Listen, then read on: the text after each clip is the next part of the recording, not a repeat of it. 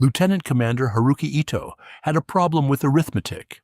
Sitting in the intelligence section at Rabaul in late October 1942, he sorted through radio transcripts and fragmentary after-action reports filtering back from Guadalcanal, most of them incomplete, many of them contradictory, all of them bad. One report from a battalion that had attempted a night penetration near the Matanikau listed 41 casualties from a single engagement sector, not a pillbox or a machine gun nest, a field kitchen position. The Americans had apparently held a supply and food preparation area with rear-echelon personnel, and the casualty figures made no sense against the unit type. Ito flagged it for review and moved on, because Guadalcanal generated a dozen of these inexplicable dispatches every week, and a man could lose his mind trying to reconcile them. The specific detail that nagged him, or should have nagged anyone reading carefully, involved the weapon reportedly used. Survivors from the penetration force described close-range engagements with what they called a scattergun, buckshot wounds, multiple pellet impacts per casualty, the kind of damage that doesn't come from a rifle and absolutely doesn't come from a pistol. Someone behind the American perimeter had waited in the dark with a shotgun and used the jungle the way a man uses a hallway, short ranges, no warning, enormous lethality per trigger pull. The Japanese soldiers who walked into that sector expected to overrun support personnel, cooks and clerks, men whose rifles gathered rust while they stirred pots.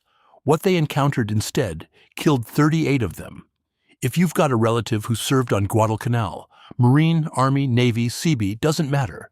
Drop their name and unit in the comments. Like and subscribe if you want more stories like this one, because the channel runs on people who actually care about getting these right.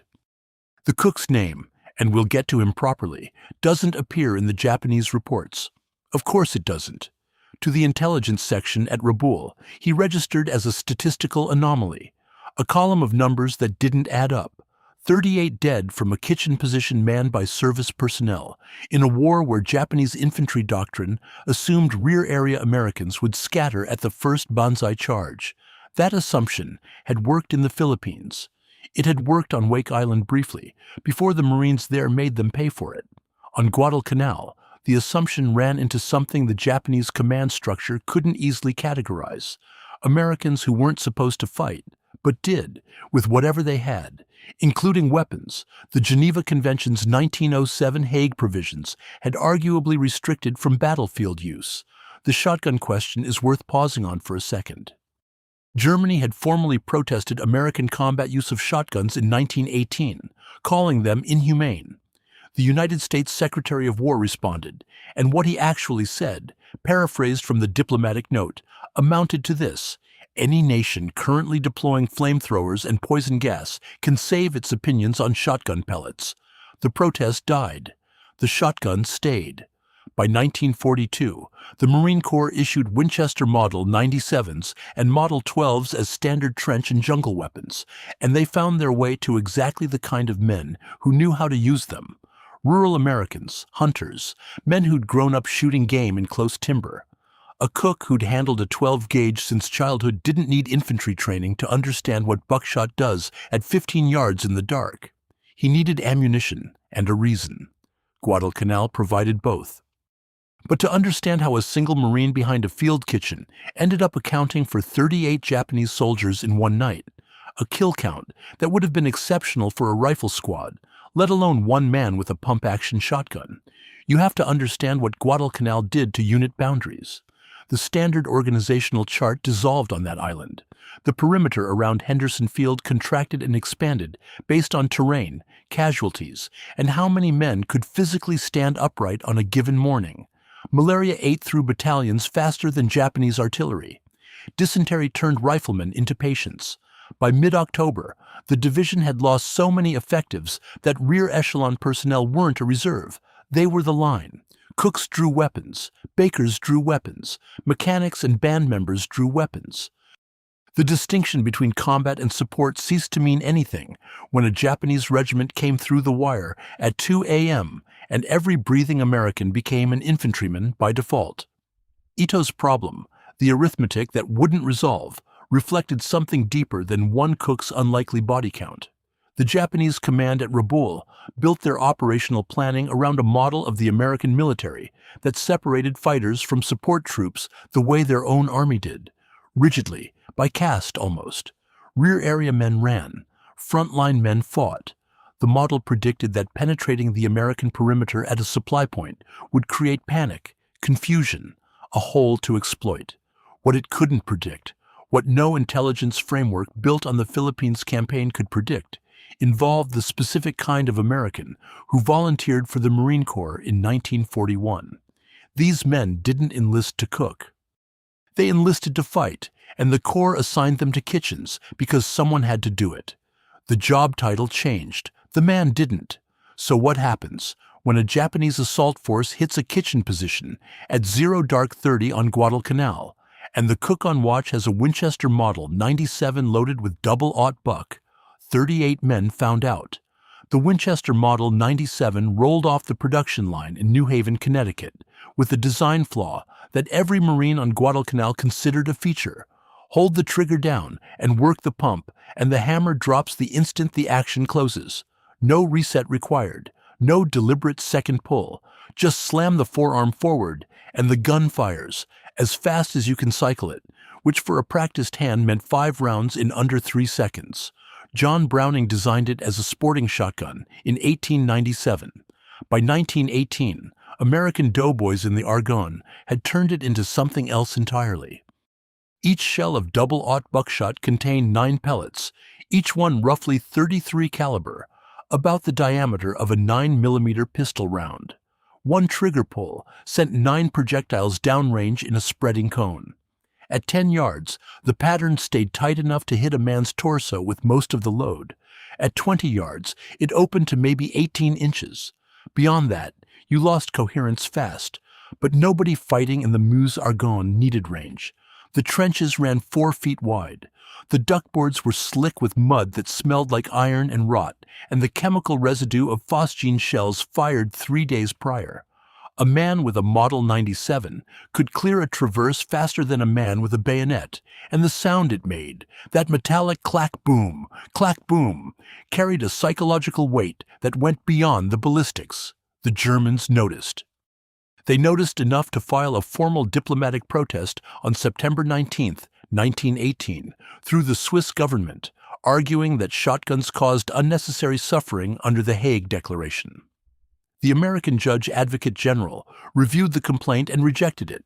His reasoning ran to several pages, but the core of it held that a projectile weighing 33 grains traveling at roughly 1,200 feet per second caused no more suffering than any other lawful small arms round.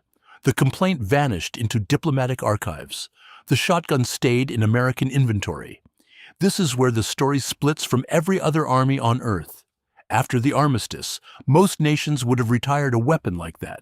Special purpose, limited range, heavy ammunition, no role in conventional maneuver warfare. The British didn't adopt combat shotguns, the French didn't either, and the Soviets wanted nothing to do with them. Japan's military culture, built around the rifle and the bayonet as extensions of the warrior's spirit, would have found the concept almost vulgar. A scattergun required no marksmanship, no discipline. You pointed it in a direction and pulled. It offended the entire philosophy of aimed fire that the Imperial Japanese Army had inherited from its Prussian advisors in the Meiji period. The United States kept it. Not just kept it, expanded its role. The Marine Corps in particular recognized what the shotgun did in close terrain, and close terrain defined every island the Corps expected to fight on. By the late 1930s, the Winchester Model 12 had joined the inventory alongside the older Model 97, and both weapons found their way into a supply chain that reflected something fundamentally American about how the military organized itself. Every Marine, regardless of MOS, military occupational specialty, qualified with a rifle at boot camp, every single one. The cook, the clerk, the truck driver, the bandsman. Paris Island and San Diego didn't distinguish. You shot, you qualified, or you washed out. The rifleman ethos ran deeper than slogan. It showed up in how units drew weapons from the armory. A Marine mess section on Guadalcanal didn't just have access to M1 Garands and Springfields.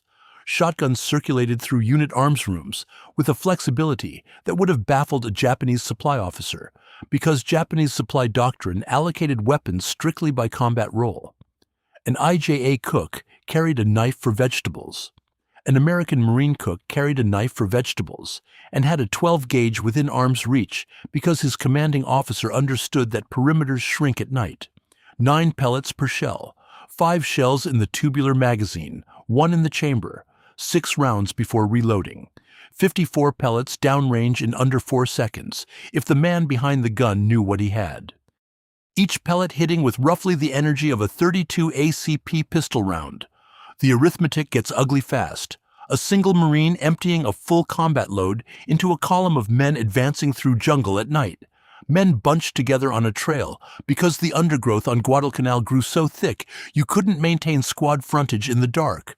Could theoretically strike dozens of targets before they understood what kind of fire they'd walked into. The sound alone disoriented. Rifles crack, shotguns boom. In the wet, dark air of the Solomons, where humidity sat around 95% and sound carried strangely through the canopy, that deep percussive report echoed off tree trunks and seemed to come from everywhere. Japanese doctrine for night attacks relied on speed and shock. Hit fast, get inside the perimeter, disrupt command and control, exploit confusion. The doctrine assumed defenders would need time to identify targets, aim, fire aimed shots. A shotgun eliminated that assumption. You didn't aim a shotgun in the dark the way you aimed a rifle. You indexed on sound, on movement, on the crashing noise of men pushing through kunai grass, and you fired into the sound. The spread did the rest. The 9 pellets of double-aught buck didn't care about marksmanship tables or rifle qualification scores. They turned a cook into a killing machine at close range, and the Marine Corps, alone among the world's major military forces, had put that weapon in his hands on purpose, not as an afterthought, as doctrine. The cook on the Matanikau perimeter understood this perfectly well. "The jungle eats everything," a Marine from the 1st Division wrote home in September 1942. "Your clothes, your boots, your skin. If you stand still long enough, it'll eat you too." He wasn't being poetic. The vegetation around Henderson Field grew with a speed and density that made defensive planning a nightmare conducted in chlorophyll. Cut a field of fire on Monday, and by Thursday, the kunai grass had reclaimed half of it. Hack a sightline through the secondary growth along the Matanikau, and the vines filled it in before the machete cooled. The perimeter around Henderson Field stretched roughly 3.5 miles at its widest useful arc. 3.5 miles of defensive line, held by a division that, on paper, fielded around 11,000 Marines, but in practice could put maybe 7,000 on their feet at any given point during October. Malaria had already hospitalized over 1,000. Dysentery accounted for hundreds more. Fungal infections ate through boot leather and then started on the feet inside them. The 1st Marine Division's daily effective strength fluctuated like a stock price in a panic.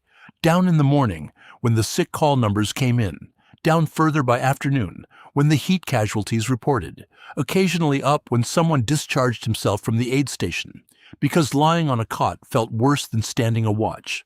7,000 men across 3.5 miles of perimeter works out to roughly 2,000 men per mile, which sounds adequate until you account for the math that actually governs a defensive line. 1/3 sleeping, 1/3 on watch, 1/3 in reserve, or performing duties. That drops your active perimeter strength to maybe 700 per mile at any given hour of the night. And the perimeter didn't run through open ground where a man with a rifle could see 200 yards. It ran through jungle so dense that engagement distances collapsed to absurdity. 15 yards, 10. Sometimes close enough to hear breathing before you saw anything. A Marine on the southern sector near Edson's Ridge described his field of fire as about as far as I can spit. At those ranges, the distinction between a rifleman and a cook holding a shotgun shrank to almost nothing. Closer than a bowling lane, closer than a school bus is long. The Japanese understood this terrain intimately, and their tactical response showed real professional skill. General Hayakutake's operational plan for the October offensive divided his forces into multiple penetration columns, aimed at different sectors of the perimeter.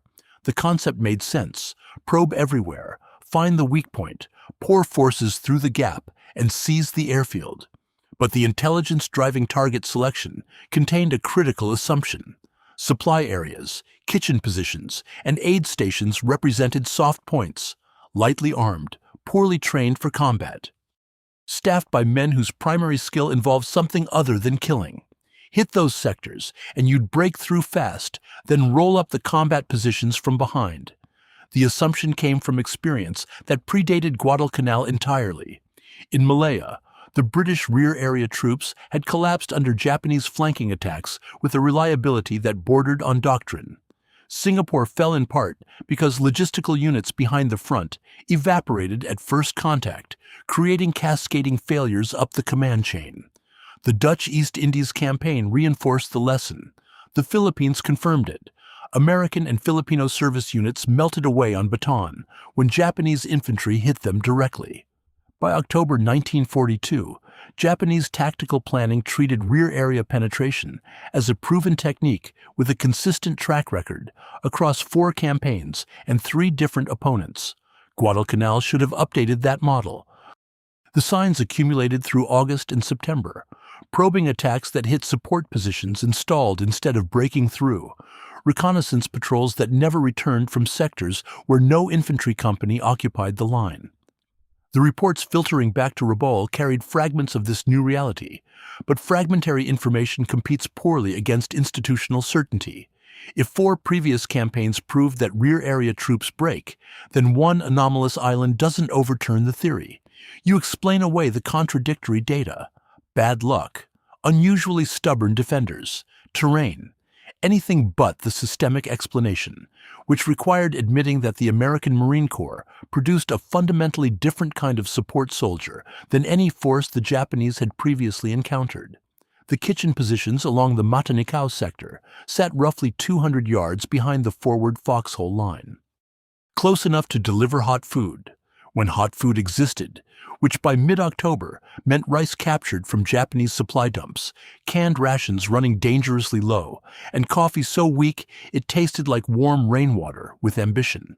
The mess sections operated in shallow dugouts, roofed with palm logs and corrugated metal scavenged from wrecked aircraft. They cooked over heat tabs when they couldn't risk open fires, which meant most nights. The positions occupied ground that any conventional military would have classified as rear area, safe, administrative. On Guadalcanal, 200 yards from the forward line placed you inside the engagement zone for any night penetration that achieved even modest depth. The kitchen crews knew this. Their commanding officers knew this. The arms room knew this, which is why shotguns and ammunition sat stacked next to 50-pound bags of rice and cases of Spam. By the 3rd week of October, the perimeter had become a single organism where every position functioned as a fighting position, whether anyone planned it that way or not. The organizational chart said mess section. The terrain said front line.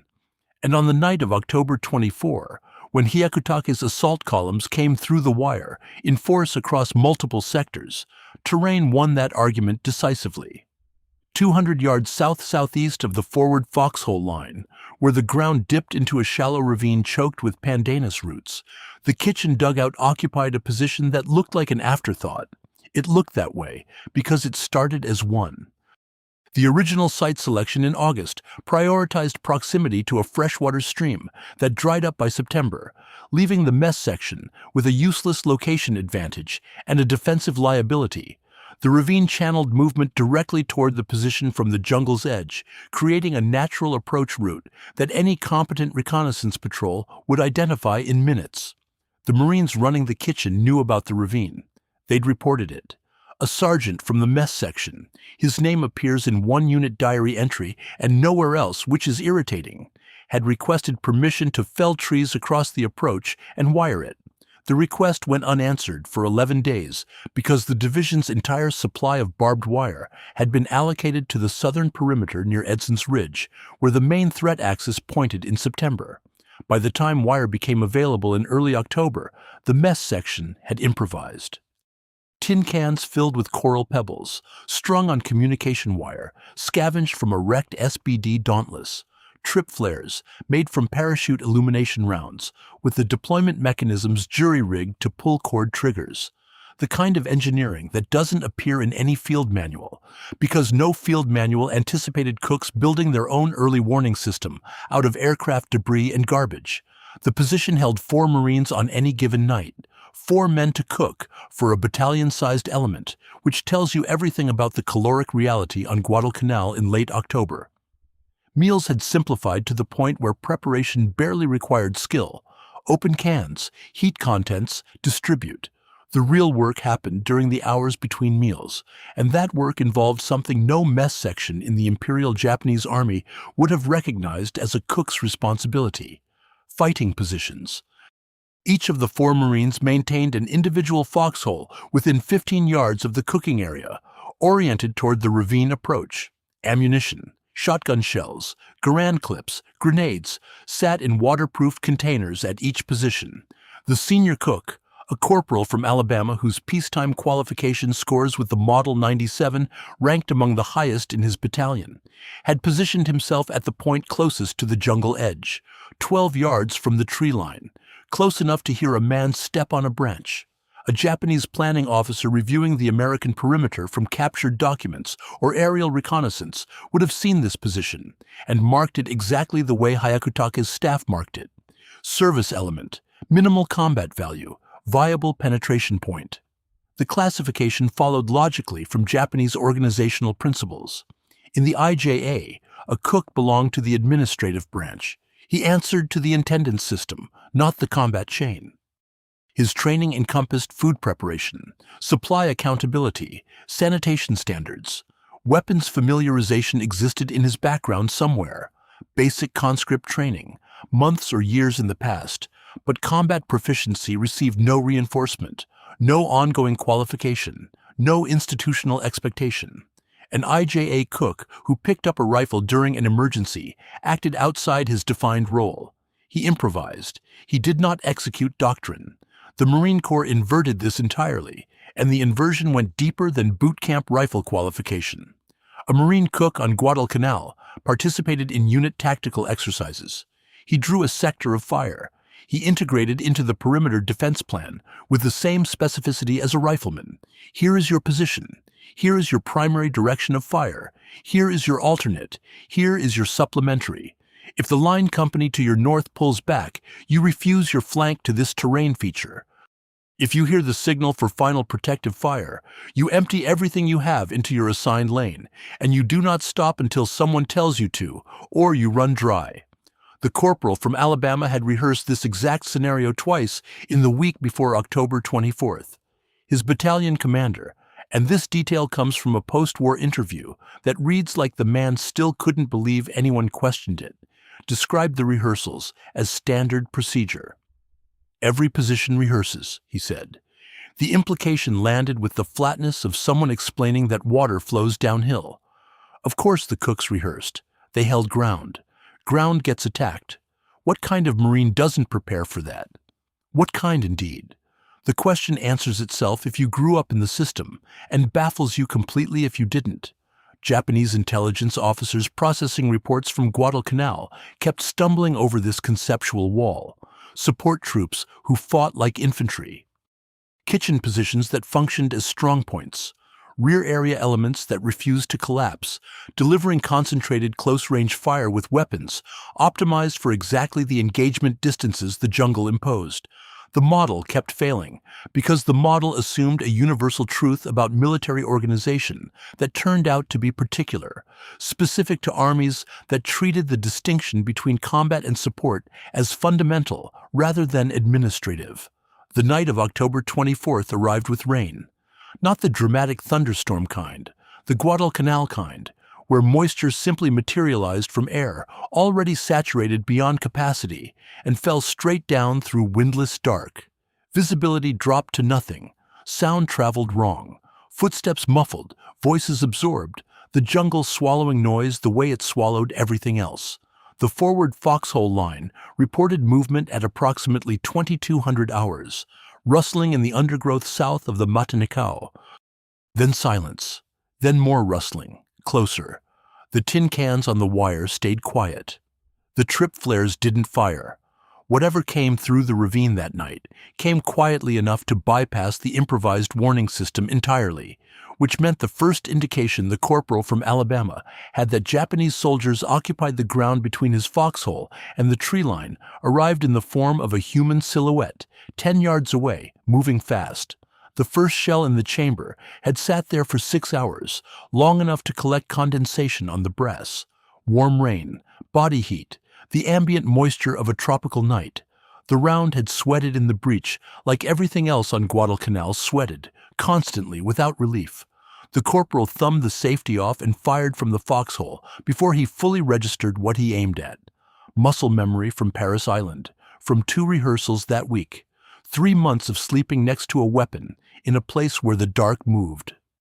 The muzzle flash lit the ravine for a fraction of a second, long enough to see them. Not one silhouette. A column. Men packed tight in the ravine's natural channel, moving in a file because the pandanus roots and the steep, muddy walls gave them no other option. Single file, arms length apart, coming fast. The lead man caught the first blast at maybe 8 yards and went down without a sound that carried over the shotgun's report. The second man stumbled over the first. The corporal racked the slide. That sound, the clack of the Model 97's action, louder in his ears than the shot itself because the rain swallowed everything beyond 15 feet, and fired again. The column didn't stop. Japanese night assault doctrine specifically trained soldiers to advance through casualties. You do not halt or take cover. You close the distance and overwhelm the position with numbers, bayonets, the sheer psychological pressure of men screaming and charging in the dark. The doctrine worked against defenders who froze, against defenders who needed to acquire a sight picture or who operated bolt-action rifles requiring 4 distinct motor actions between shots.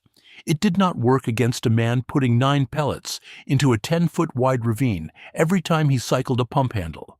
The third shell hit the file at roughly the same point because the bodies had created a jam, men climbing over men.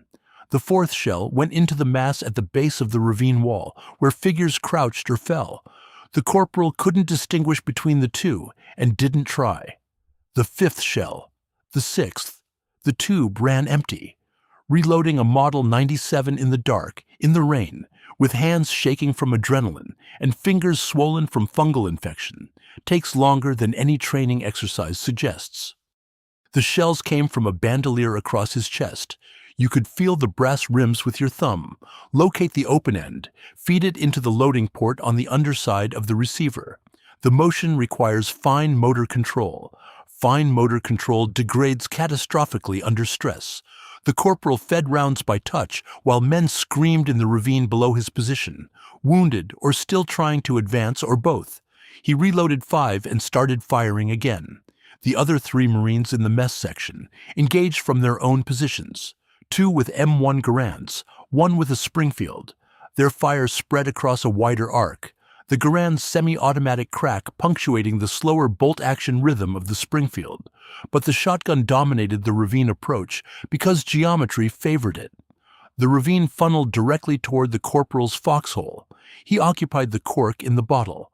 How long the engagement lasted depends on which source you trust. The unit diary records the action in a few terse lines that give no duration.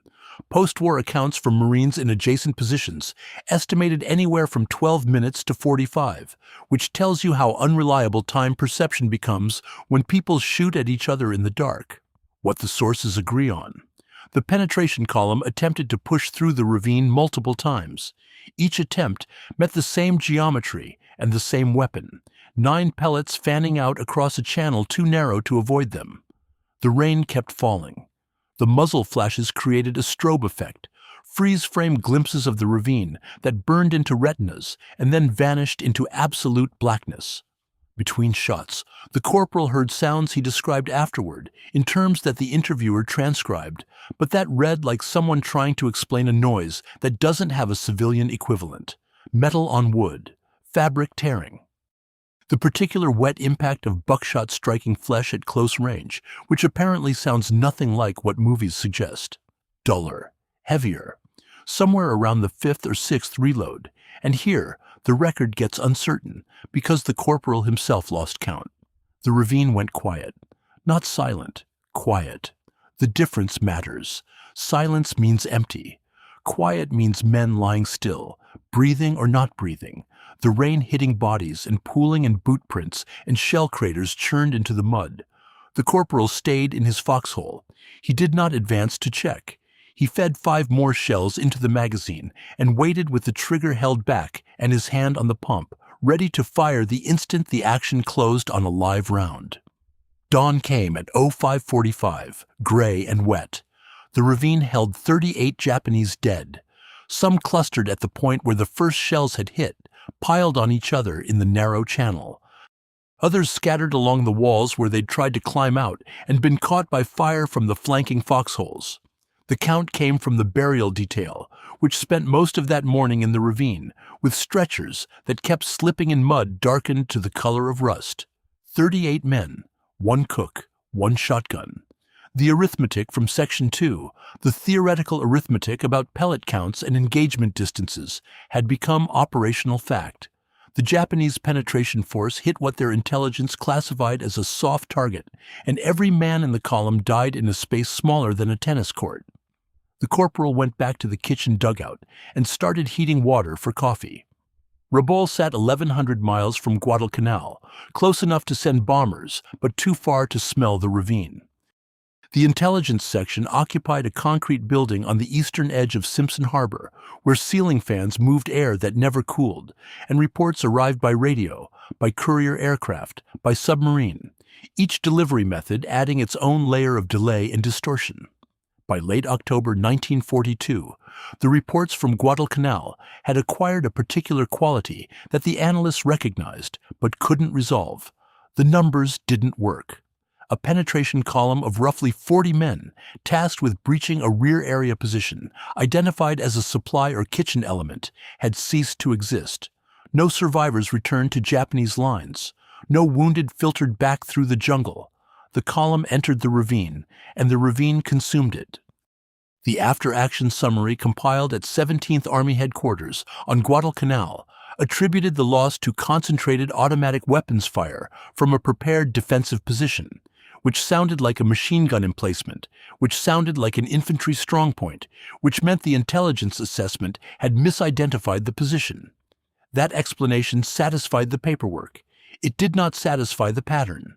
Because this wasn't the only penetration column that vanished into what should have been soft ground.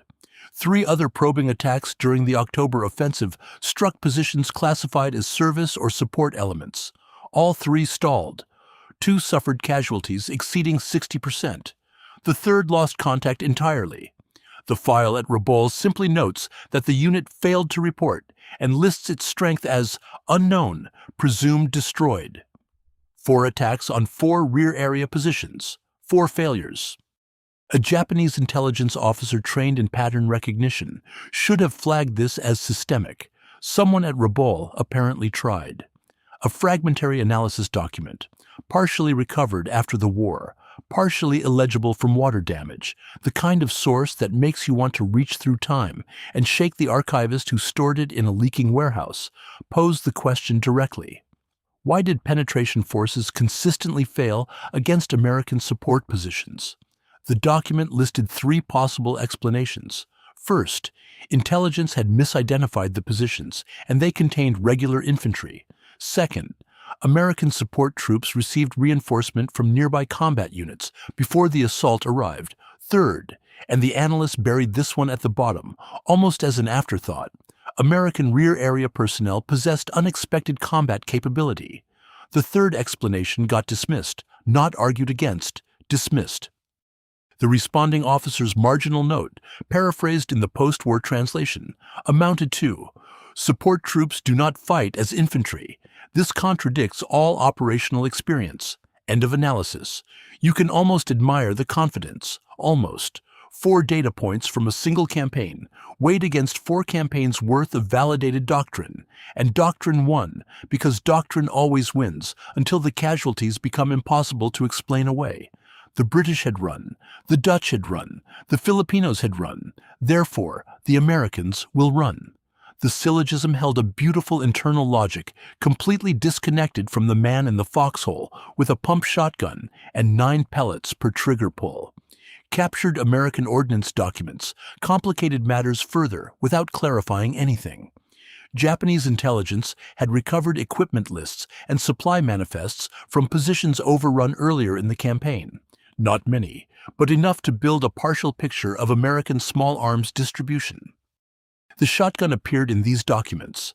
It appeared classified as a special purpose weapon, with distribution to security and utility personnel, which in Japanese organizational thinking confirmed its irrelevance.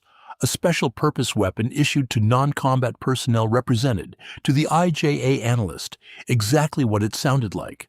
A secondary tool for guard duty, perhaps animal control, perhaps clearing jungle, not a primary combat weapon, not something that could anchor a defensive position against a trained assault force. The specification sheet for double-aught buckshot apparently crossed someone's desk at Rabaul. 9 pellets, each .33 caliber, propelled in a spreading pattern, effective to roughly 40 yards. An IJA officer reviewing those specifications would have compared them unfavorably to the Arisaka rifle's ballistic performance: shorter range, less accuracy, no penetration against cover. The comparison made technical sense at 300 yards. At 10 yards in a ravine at midnight, it inverted completely. But nobody at Rabaul conducted analysis at 10 yards in a ravine at midnight.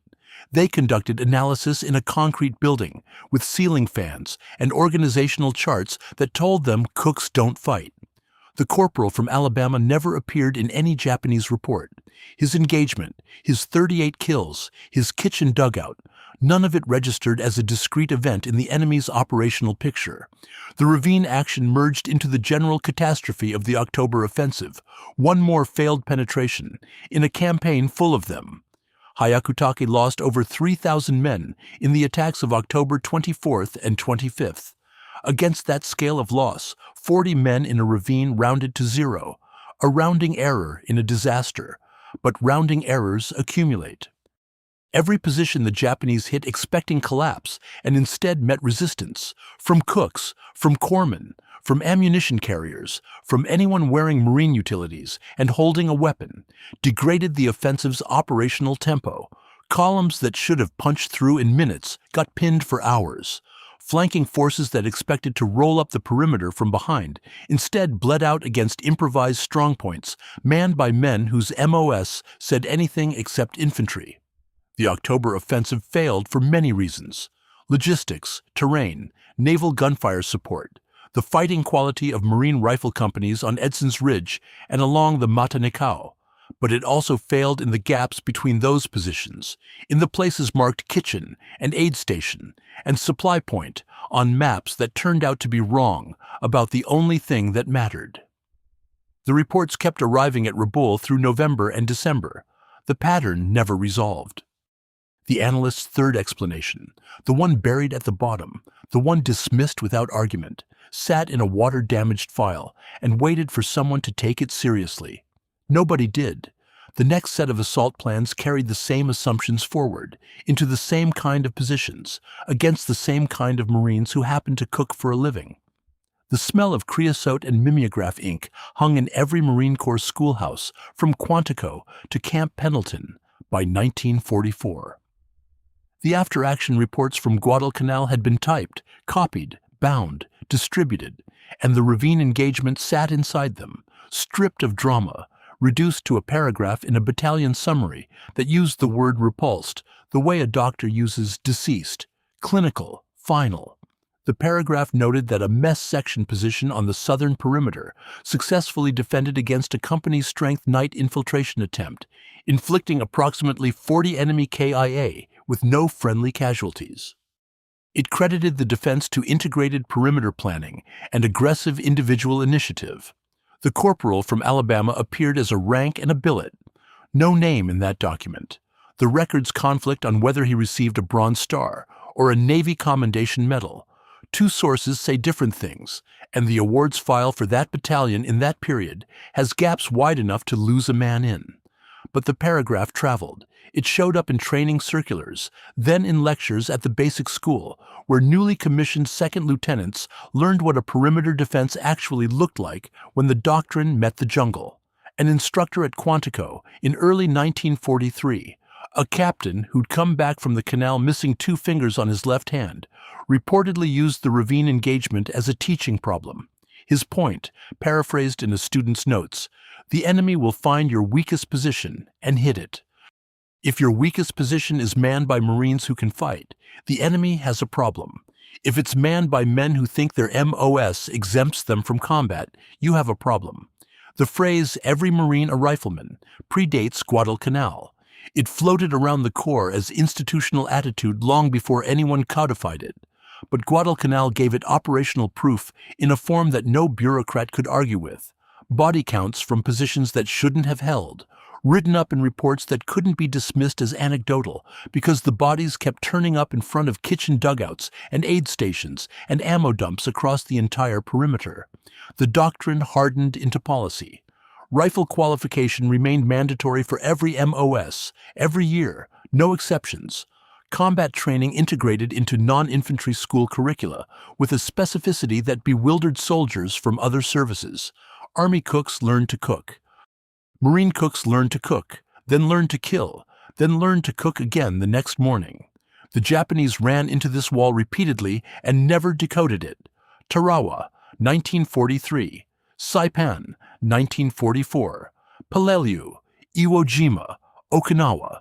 Japanese tactical planning at each island identified American support positions as penetration opportunities, and at each island the penetrations failed at rates that defied the planners' models. USSBS interrogations conducted after the surrender reveal a consistent blind spot. Senior Japanese officers described American defensive coherence as a product of numerical superiority or material advantage, never as a doctrinal choice. Lieutenant General Miyazaki Shuichi, interviewed about defensive operations on Luzon, attributed American perimeter resilience to an apparently inexhaustible supply of automatic weapons, which missed the point so completely it almost circles back around to comedy. The weapons mattered, but the man holding the weapon mattered more. The system that told that man, cook, clerk, driver, wireman, that he owned a sector of fire and would defend it to the last round is what made the whole thing work. If Hayakutake's intelligence staff had taken that buried third explanation seriously in October 1942, American rear area personnel possess unexpected combat capability. The operational implications would have demanded a complete restructuring of Japanese infiltration doctrine. Every approach route becomes contested. Every position requires suppression. The calculus of night assault, which depended on speed through gaps, collapses when the gaps shoot back. The IJA never performed this restructuring. The assumption persisted from Guadalcanal to the home islands. 3 years of assault columns walking into positions manned by men who cooked breakfast and killed at night and cooked breakfast again. The corporal from Alabama rotated off Guadalcanal with the 1st Marine Division in December 1942. He sailed to Melbourne, Australia, where the division refitted and absorbed replacements for 5 months. His service record from that period shows continued assignment to the mess section. He qualified expert with the Model 97 in a rear area range exercise in February 1943, which suggests either extraordinary skill or extraordinary motivation or both. Sources conflict on whether he deployed again for Cape Gloucester. One muster roll places him with the battalion. Another lists him as transferred to a stateside training command. The file doesn't resolve it. The ravine itself received no designation. It appears on no official map of the Guadalcanal perimeter with any name or tactical marking.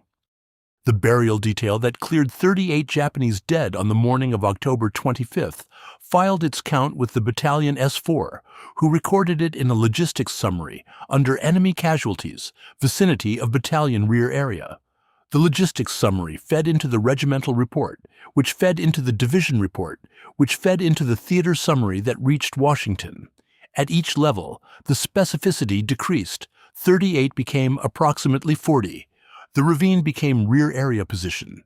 The shotgun became small arms. The corporal became nobody, a statistic inside a statistic. his action compressed into a single line of a single page of a report that received the classification restricted and the file number that the National Archives now catalogs under Record Group 127, Records of the United States Marine Corps, Entry A1, Box 44. Inside that box, on that page, in that line, a cook defended a kitchen with a shotgun. The arithmetic sits there in faded typewriter ribbon, on paper yellowed to the color of old bone.